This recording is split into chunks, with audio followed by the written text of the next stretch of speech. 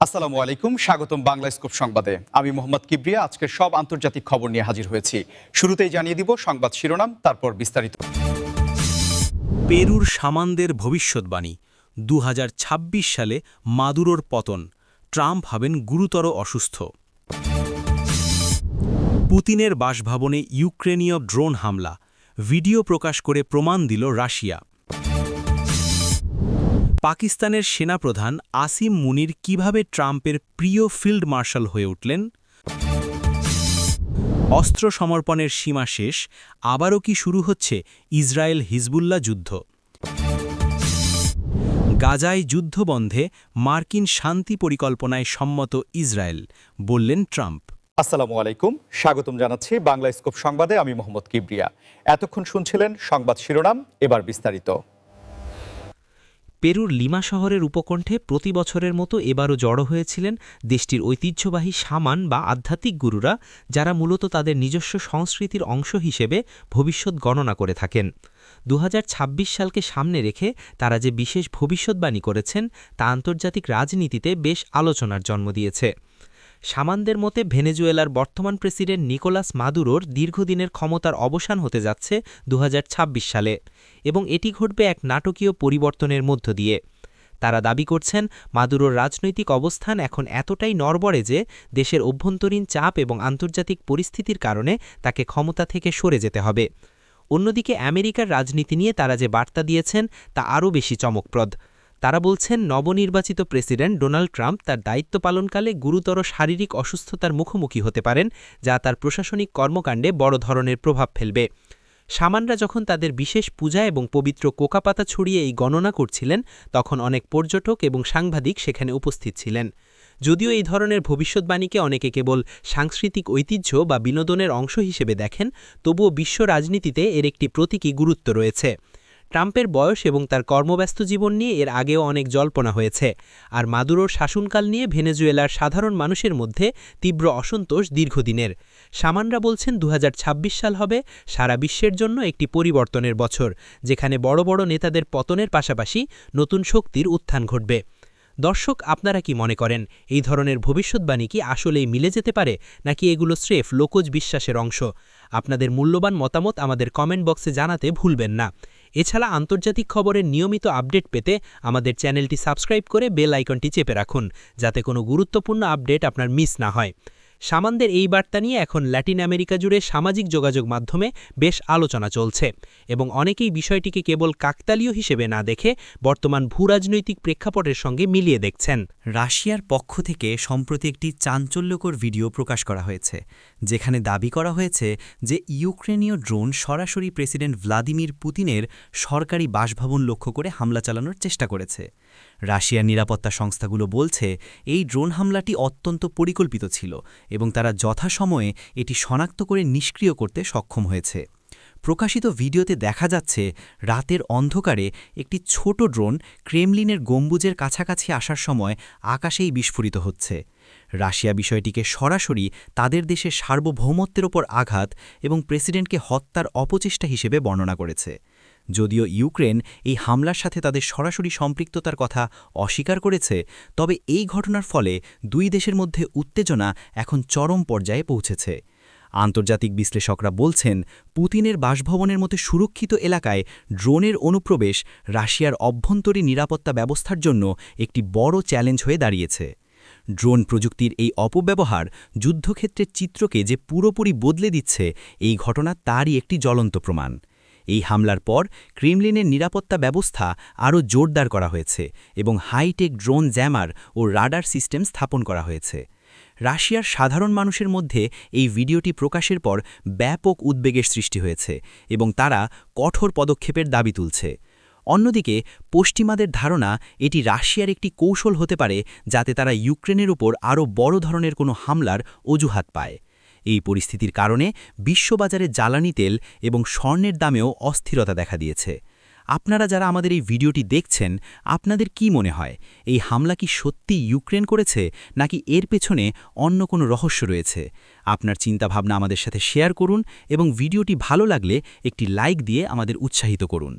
Drone হামলার এই ভিডিওটি এখন বিশ্বের সকল নিউজ পোর্টালে টপ নিউজে পরিণত হয়েছে এবং এটি নিয়ে কূটনৈতিক মহলে চলছে চুলচেরা বিশ্লেষণ।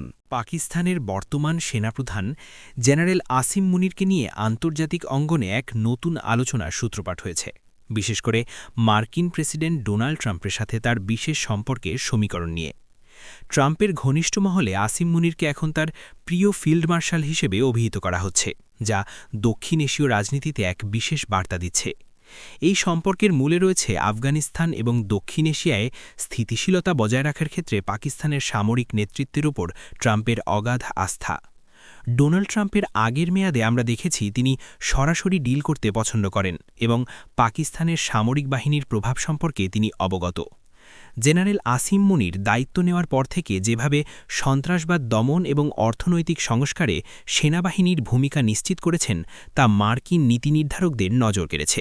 বিশেষ করে মার্কিন বিনিয়োগকারীদের নিরাপত্তা নিশ্চিত করা এবং আঞ্চলিক ভূরাজনীতিতে চীন ও আমেরিকার মধ্যে ভারসাম্য রক্ষা করার যে চেষ্টা মুনির করছেন তা ট্রাম্পের আমেরিকা ফার্স্ট নীতির সাথে সামঞ্জস্যপূর্ণ।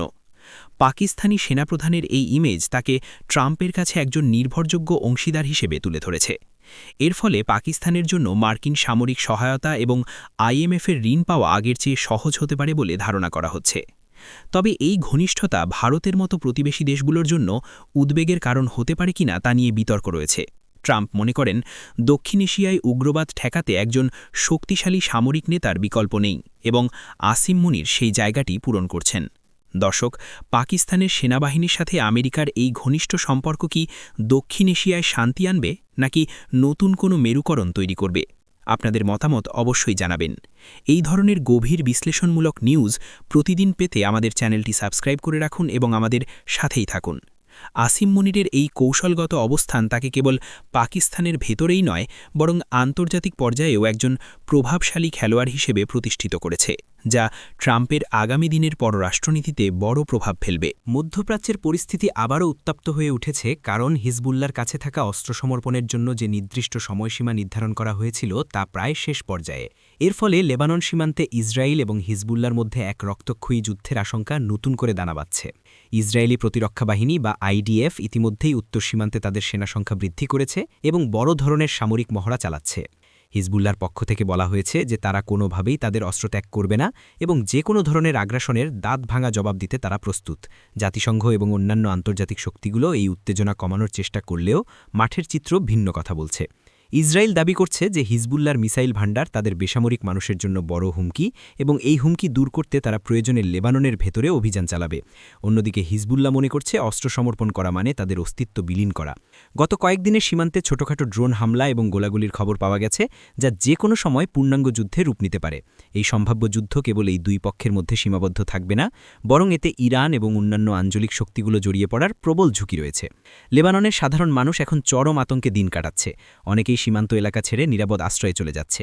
আন্তর্জাতিক বাজারে এই উত্তেজনার প্রভাব পড়ছে এবং বিশ্ব নেতারা বারবার সংযম প্রদর্শনের আহ্বান জানাচ্ছেন। তবে ইসরায়েলের রাজনৈতিক নেতৃত্ব এখন বেশ কঠোর অবস্থানে রয়েছে।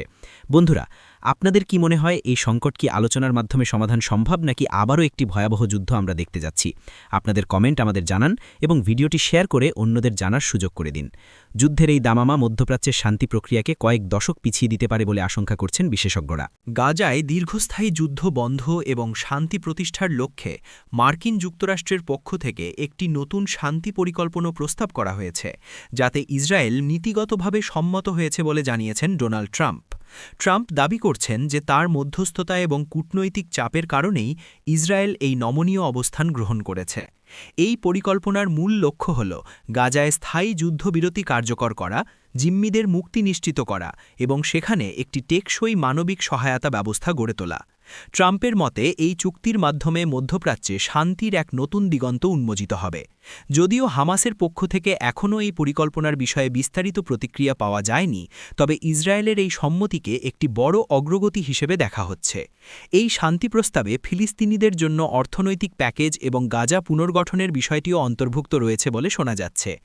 আন্তর্জাতিক মহলে এই খবরটি ইতিবাচক সাড়া ফেললেও অনেক ফিলিস্তিনি সমর্থক এখনও সন্দিহান যে এই পরিকল্পনা তাদের মৌলিক অধিকারগুলো রক্ষা করবে কিনা। তবে আমেরিকার বর্তমান ও আগামী প্রশাসনের জন্য এটি একটি বড় কূটনৈতিক জয় হিসেবে দেখা দিচ্ছে। ট্রাম্প আরও বলেছেন যে তিনি প্রেসিডেন্ট হিসেবে দায়িত্ব নিলে এই শান্তি প্রক্রিয়াকে আরও দ্রুত বাস্তবায়ন করবেন। এই ঘোষণার ফলে বিশ্ব শেয়ার বাজারেও ইতিবাচক প্রভাব লক্ষ্য করা গেছে। দীর্ঘদিনের এই সংঘাতের অবসান হলে তা কেবল ওই অঞ্চলের মানুষের জন্যই নয়, বরং সারা বিশ্বের অর্থনীতির জন্য কল্যাণকর হবে। দর্শক, গাজা সংকট নিরসনে মার্কিন এই শান্তি পরিকল্পনা কি দীর্ঘমেয়াদী সমাধান দিতে পারবে? ট্রাম্পের এই উদ্যোগকে আপনারা কিভাবে দেখছেন? আপনাদের চিন্তাভাবনা আমাদের সাথে শেয়ার করতে ভুলবেন না। আমাদের এই নিউজ কাভারেজটি ভালো লাগলে সাবস্ক্রাইব করে আমাদের কমিউনিটির অংশ হয়ে যান। আপনাদের সহযোগিতা আমাদের আরও ভালো কন্টেন্ট তৈরি করতে অনুপ্রাণিত করে। ধন্যবাদ আমাদের সাথে থাকার জন্য এবং পরবর্তী ভিডিওতে আবার দেখা হবে। ততক্ষণ সবাই ভালো থাকুন, সুস্থ থাকুন।